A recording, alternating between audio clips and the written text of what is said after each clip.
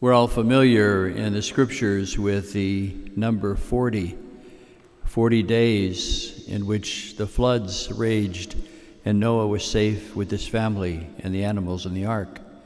And the 40 days, of course, of Jesus in the desert. And of course, we finished ourselves the 40 days of Lent.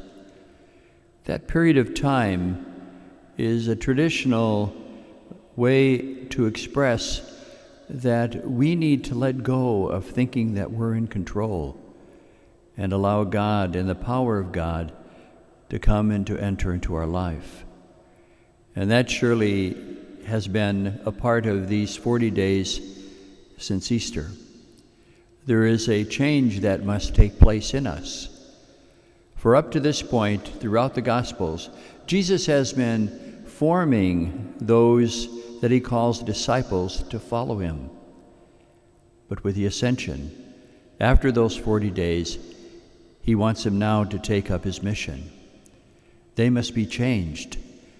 They must in some way grow not only to be disciples, but apostles who go into the world. And there are three things that we notice here in the gospel of what that transformation means. First of all, we see that Jesus gathers them together, and he has to do that because they were scattered after his death on the cross. It's a reminder that if we are to take up the mission of Christ, the church needs to invest, each one of us has to, in unity. It's so very easy for us to fall into the traps of division, polarization that we see in the world, and have that in many ways bleed into the life of the church. But that is not the Christian way.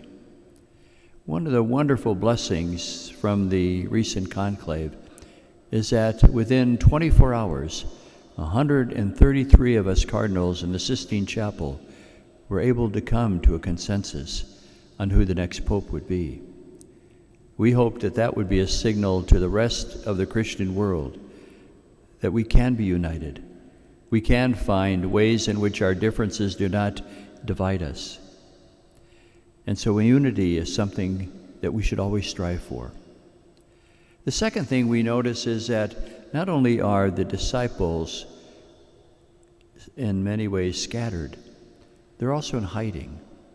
They're afraid of being in the world. We have to realize that the Lord calls us to be into the world, that the church cannot be some sort of cult that takes care of itself. Sometimes we hear voices of people who say, let's just be smaller, more pure, more protected, and not be contaminated by interaction with the world. But that is not what Jesus calls us to. He calls us to come out of hiding, not to have fear, but rather to go into the world and make a difference.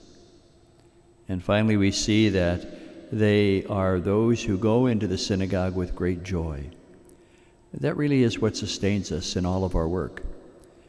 As the years go by in my own ministry, I find that the joyful ministry that is a part of all that we do in the church really allows us not to be afraid of the challenges before us, or in many ways be chained to the guilt of the past, but rather realize that the Lord is with us now in this moment, and that should give us joy.